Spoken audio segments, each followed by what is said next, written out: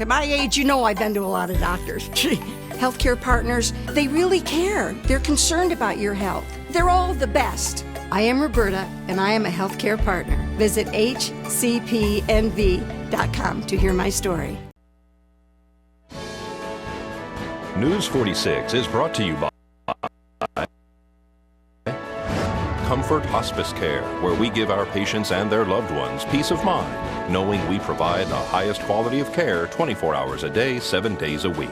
For more information, call 751-0349. News is also brought to you by Bees Embroidery and Garment Printing, specializing in custom and personalized decoration of gifts, garments, and more. Call 775-727-9444.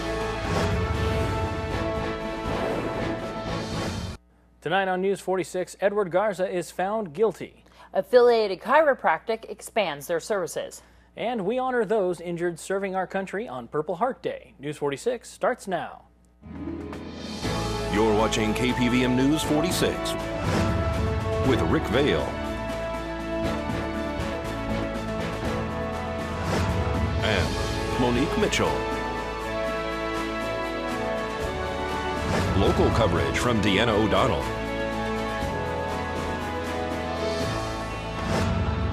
News 46. Local coverage you can count on. Good evening. It's Wednesday, August 7th, 2013. I'm Rick Vale. And I'm Deanna O'Donnell, in for Monique Mitchell, who's off tonight. Fire crews responded to a structure fire this afternoon on Mark Road. All occupants have been reported out of the home. However, there are reports that animals may still be in the house located off West Basin Avenue. We will have more on this story tomorrow.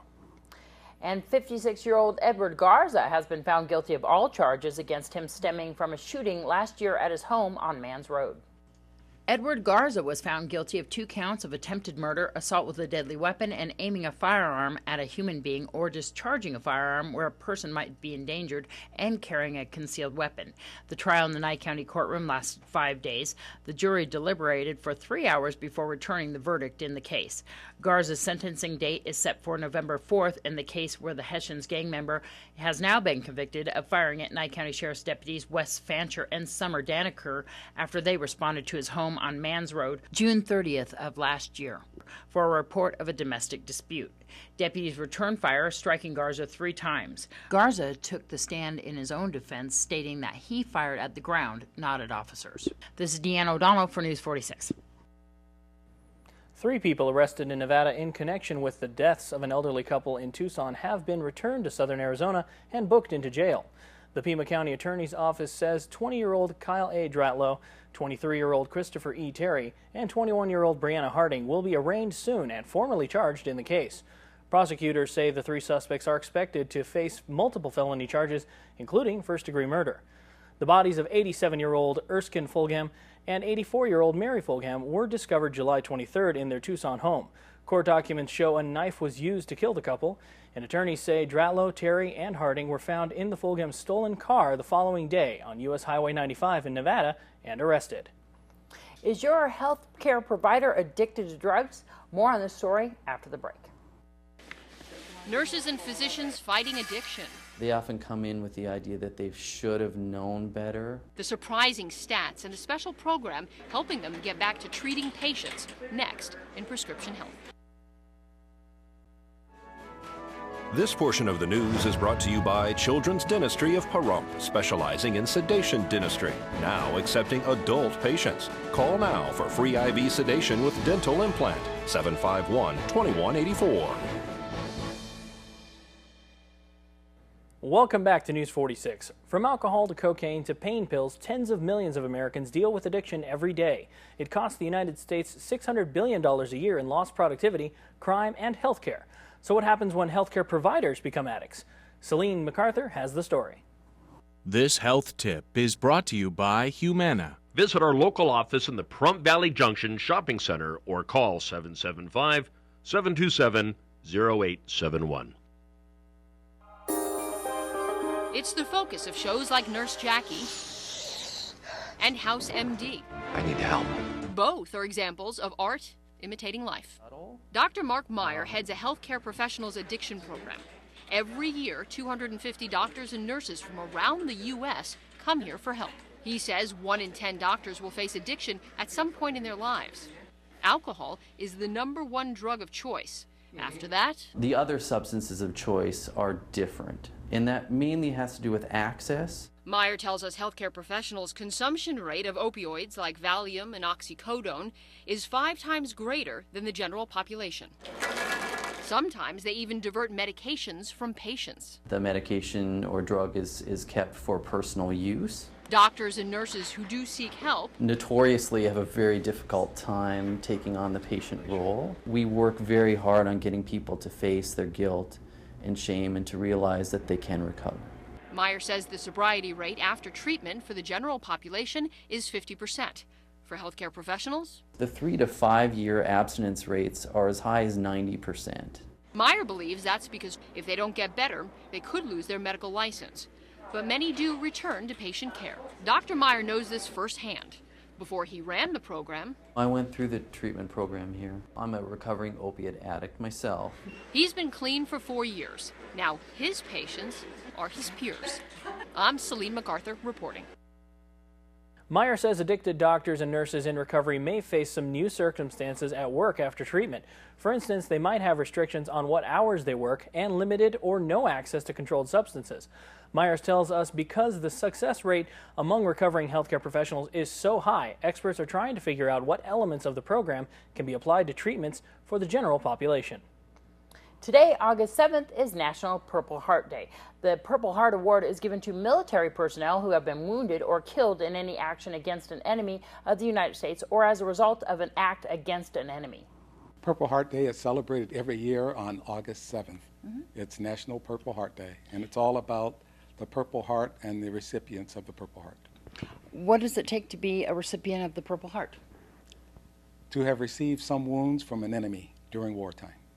And you both are recipients of the Purple Heart. Let's talk about how you received your Purple Heart. I have multiple Purple Hearts, but the one that Dr. Waters and I kind of share in common happened on where he received his on Saturday, the 15th of July, 1967. I was actually coming down from the Northern I Corps area, and they were medevacing the wounded, primarily Marines, and some of us were going down to Da Nang.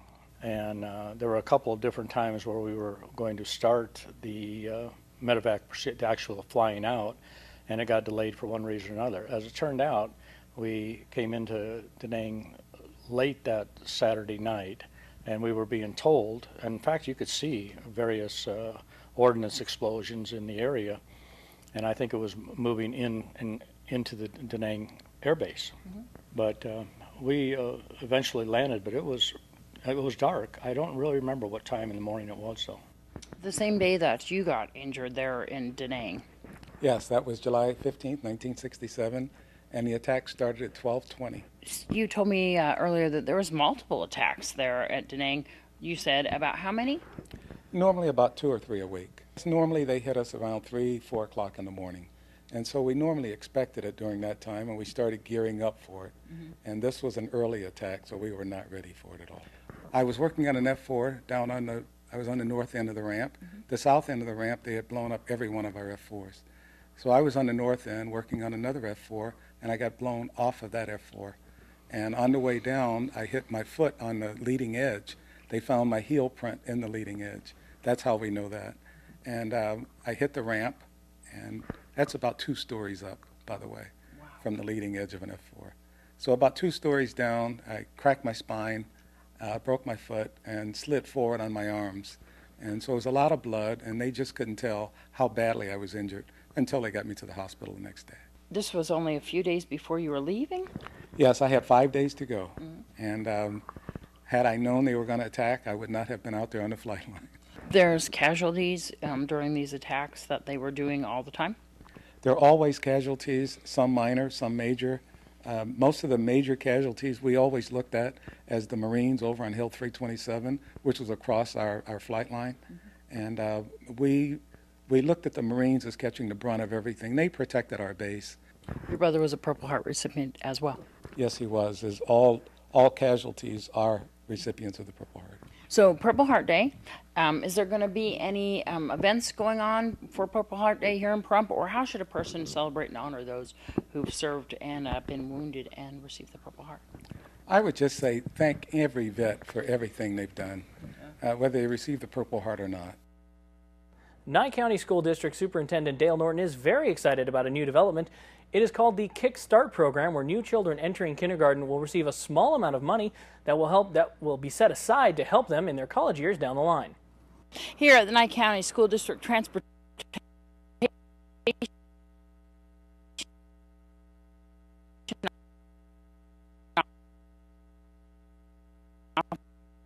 we spoke to Superintendent Dale Norton regarding the upcoming College Kickstart program, which kindergartners will get a new fund started for them the first time ever here in the school district.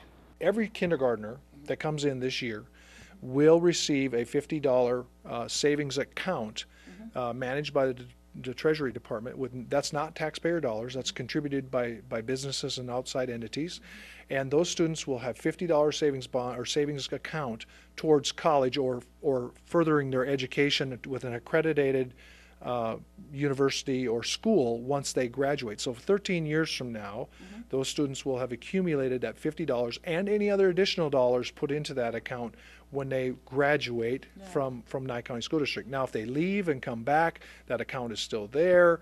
If they transfer to another school within the state, in the 15 small districts, it's still there.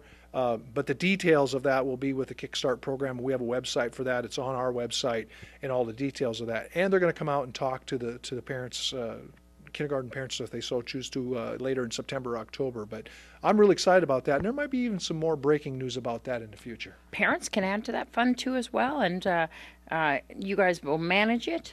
Absolutely.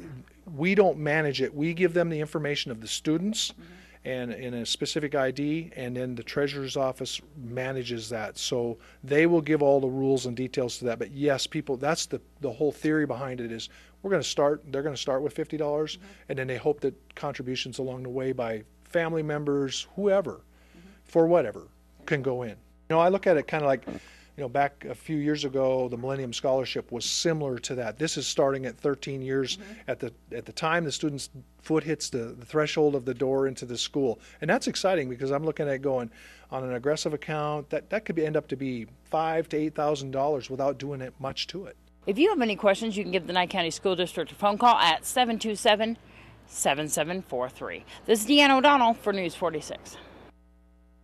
After this break, we'll have a story about a local company that's expanding their services. Stay tuned.